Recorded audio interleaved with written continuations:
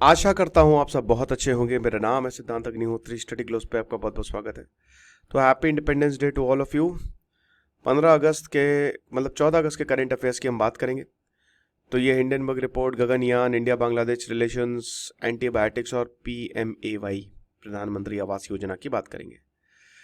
तो Hindenburg report paper 2 के लिए सुपर इंपॉर्टेंट है, लेकिन उससे पहले बता दूं कि आज हमारी सेल का आखिरी दिन है। तो 10,000 MCQ का जो हमने शानदार कोर्स चलाया है, साथ ही साथ जो लक्ष्य बैच हमने चलाया है 1 साल 10,000 का, तो इन कोर्सेज को आप जरूर अवेल करें। और बाकी नॉन एकेडमिक कोर्सेज के लिए भी आज आखिरी दिन है, तो make the best out of it. आज़ादी कूपन कोड यूज करें, एक्स्ट्रा 30% आपको ऑफ मिलेगा। तो भाई देखो, सेबी पे आरोप लगा है। सेबी की जो चेयरपर्सन है माधवी बुच, उनके जो पति हैं धवल बुच, तो उन दोनों के ऊपर आरोप लगा है कि यहाँ पे सेबी ने अडानी के शेयर्स को फेवर किया, अपनी जो कंपनी है उनकी खुद की कंपनी को फेवर किया और प्राइसेस मैनिपुलेट किए। तो जब हिंडनबर्ग ने ये रिपोर्ट निकाली, ये आरोप लगाया, तो तबाही मच गई। आपको पता ही है 1992 का हर्षद मेहता स्कैम सीरीज देखी आपने कि नहीं? तो security and exchange board of India तब आया था 1992 में, ताकि स्टॉक मार्केट में सिक्योरिटीज, आपको पता है कि सरकार को भी और हर किसी को पैसा उठाना है, तो मार्केट से पैसा उठाते हैं, पेपर रिलीज करते हैं। आप पेपर लेते हैं, आप शेयर लेते हैं, सिक्योरिटीज खरीदते हैं, बॉन्ड्स खरीदते हैं, और बदले में आप उनको पैसे देते हैं। तो ये सब कौन देखता है? ये सब सेबी देखती है 1992 में, ठीक है ना। तो जो ये है माधवी बुच, इनके ऊपर आरोप लगा। 2022 में ये चेयरमैन बनी थी सेबी की। ये मैंने बहुत अच्छे से लेक्चर भी कवर किया है। तो सेबी के ऊपर ये यहाँ पे माधवी बुच के ऊपर ये आरोप लगाया है कि इन्होंने अपनी कंपनी और अडानी को फेवर किया। कैसे? देखिए, गौतम अडानी के जो बड़े भाई हैं विनोद अडानी, उनकी शेल कंपनी, मतलब ऐसा बोला गया कि क्या है कि पैसे जो है वो सिंगापुर, मॉरिशस, सब जगह घुमाते हुए गौतम अडानी के बड़े भाई विनोद अडानी की कंपनी पे लगाए। आप समझ रहे हो? ताकि डिमांड को क्रिएट किया जा सके, जो शेयर्स के प्राइस है उसको ज्यादा बड़ा किया जा सके, राइट।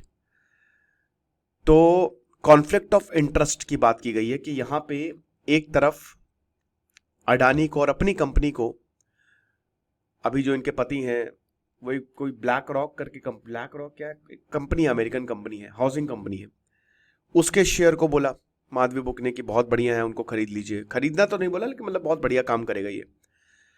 तो एक तरीके से शेयर प्राइसेस ऊपर जाएंगे भाई, अगर सेबी की चेयरपर्सन ऐसा बोल रही है। तो यही इनके ऊपर आरोप लगा है कि कॉन्फ्लिक्ट ऑफ इंटरेस्ट। तो सबसे पहली बात तो ये है कि जो ऑफशोर धवल बुच जो इनके हस्बैंड है, और इन्होंने कंपनी रजिस्टर की थी अगोड़ा के नाम से सिंगापुर में। अब उसमें ये 100% वो होल्डर थी, ठीक है ना, मतलब इनका और इनके पति का शेयर था। उसके बाद उसी कंपनी से इन्होंने बहुत जगह जो है वो पैसे, जो शेल कंपनीज हैं, टैक्स हेवेंस कंपनीज, वहां पे पैसे इन्होंने भिजवाए, और बरमूडा और मॉरिशस, और फिर अडानी ग्रुप के चेयरमैन गौतम अडानी के भाई की कंपनी में लगाए, ठीक है ना।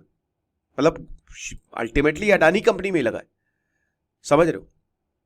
फिर कंसल्टेंसी फर्म कॉन्फ्लिक्ट है कि जो इनकी कंसल्टेंसी फर्म है सिंगापुर में, जो अगोड़ा नाम से है,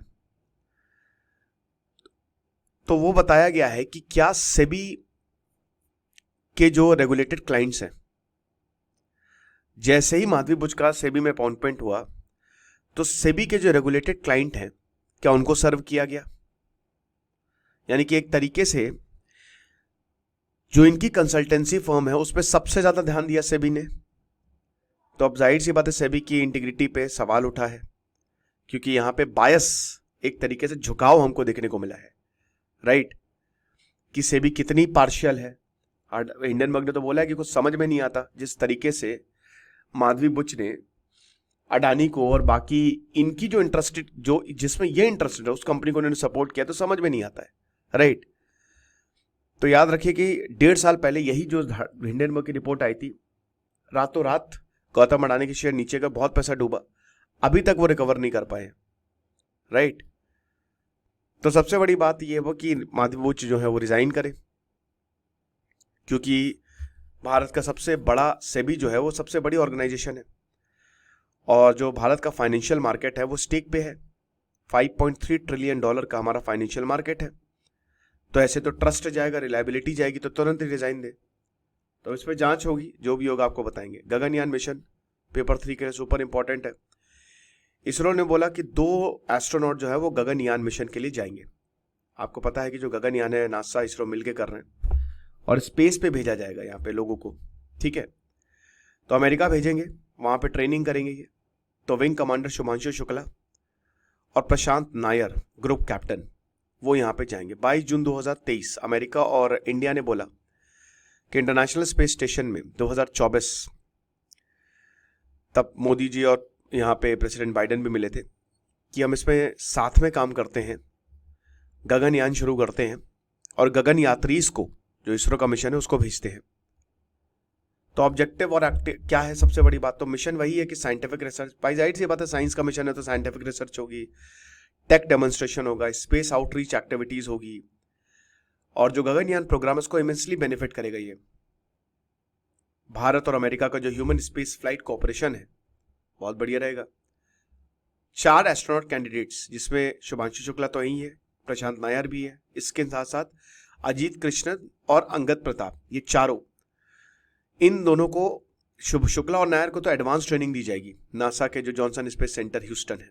ये आप देख सकते हैं चारों की फोटो।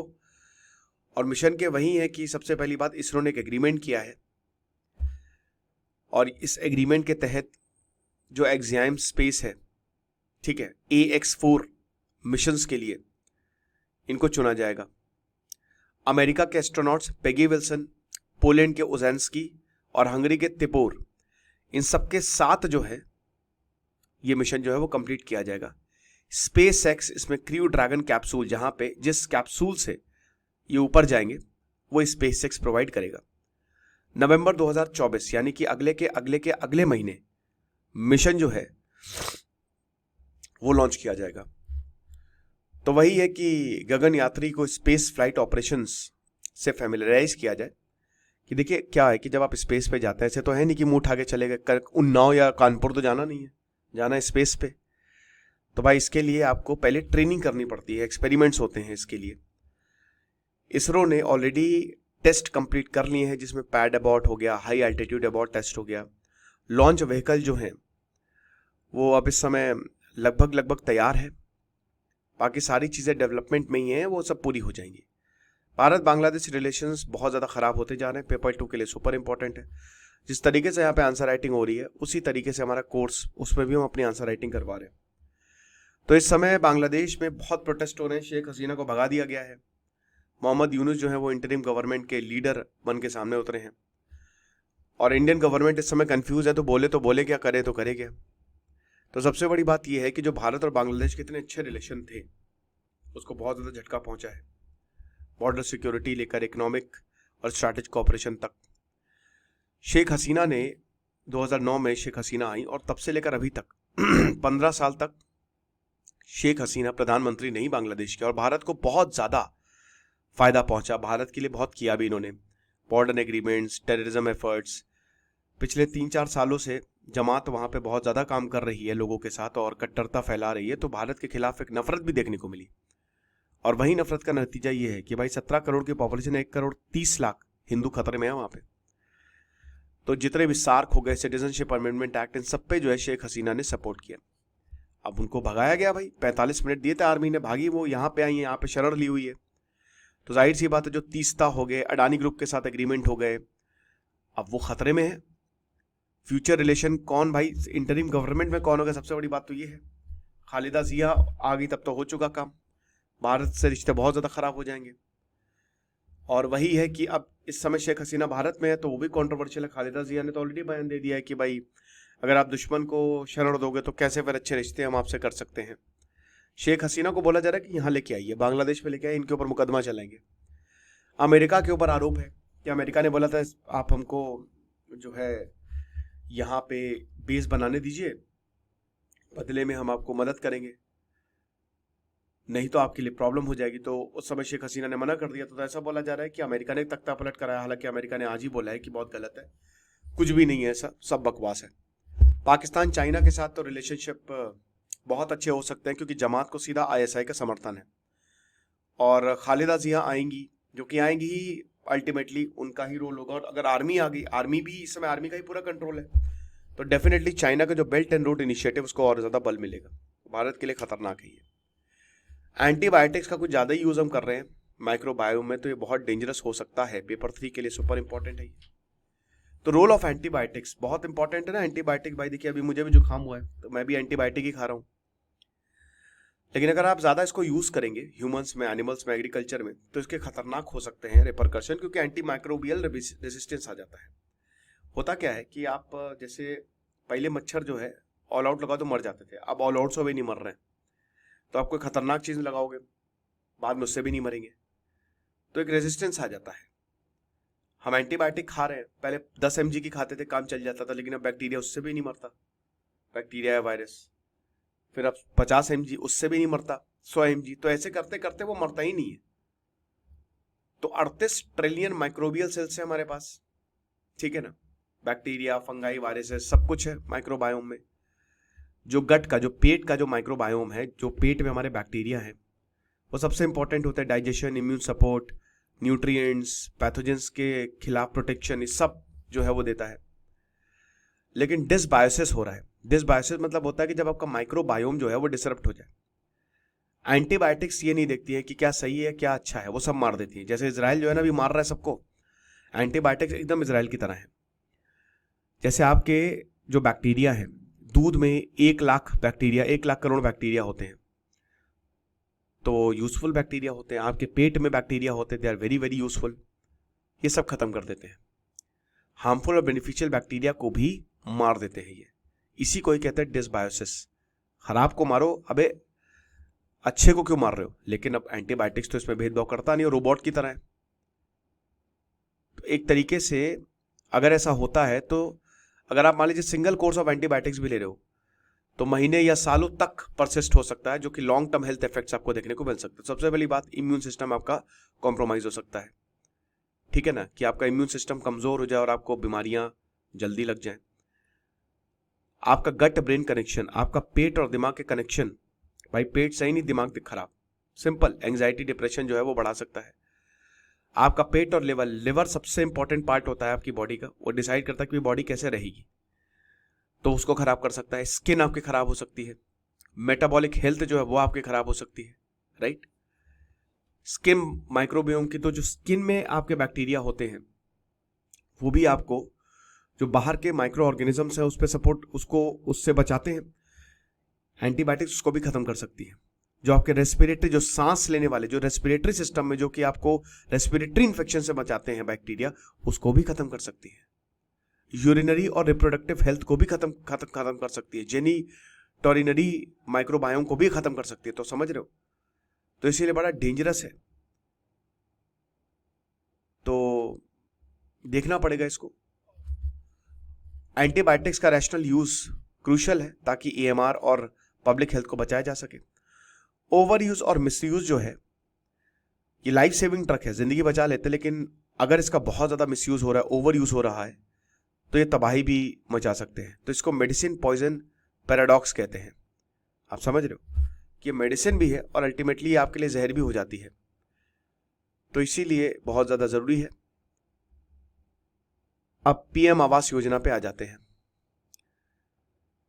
तो प्रधानमंत्री आवास योजना अर्बन 2.0, इसमें जो CRGFT है उसको 1000 करोड़ से 3000 करोड़ तक बढ़ा दिया गया है।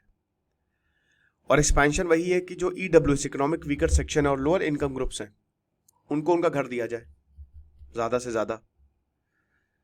अब इसमें क्या है, CRGF, management of the credit risk guarantee fund, इसको मैनेज किया जाएगा। NHB को पहले ये दिया था, अब इनके पास चला जाएगा, मतलब NCGTC। और उसके बाद इस स्कीम को रिकंस्ट्रक्ट किया जाएगा नई गाइडलाइंस के साथ। ऑब्जेक्टिव और स्कोप यही है कि 25 जून 2015 को इस स्कीम को लॉन्च किया गया था कि जो भी घर नहीं है, शॉर्टेज है, EWS, LIG, MIG, slum dwellers, उनको घर दिया जाए। अभी तक 1,18,64,64 के करीब घर जो हैं वो सैंक्शन किए जा सके स्कीम के अंदर। फाइनेंशियल असिस्टेंस देगा 1 करोड़ अर्बन पुअर को, जो शहरों में गरीब रहते हैं, मिडिल क्लास फैमिली को, ताकि कंस्ट्रक्शन, परचेज या हाउस को रेंट कर सके। और टोटल गवर्नमेंट इसमें 2.5 लाख की, मतलब 2,30,000 की सरकारी सब्सिडी होगी और 10 लाख का टोटल इन्वेस्टमेंट आपको करना पड़ेगा अगले 5 सालों तक। और जो हाउस के कंस्ट्रक्शन की कॉस्ट है वो central government, state government, union territories, urban local bodies और आप ये सब वहन करेंगे अगर आपको घर चाहिए। टेक्नोलॉजी एंड इनोवेशन सब मिशन, ये नया सब मिशन जो एस्टैब्लिश होगा ताकि मॉडर्न, इनोवेटिव और ग्रीन टेक्नोलॉजी को, क्योंकि घर बनाने में जो मटेरियल होता है जितना ज़्यादा इको फ्रेंडली उतना बढ़िया। तबीयत बिल्कुल सही नहीं है मेरी। खुश रहिए, पढ़ते रहिए। दिस इज सिद्धांत अग्निहोत्री, साइनिंग ऑफ।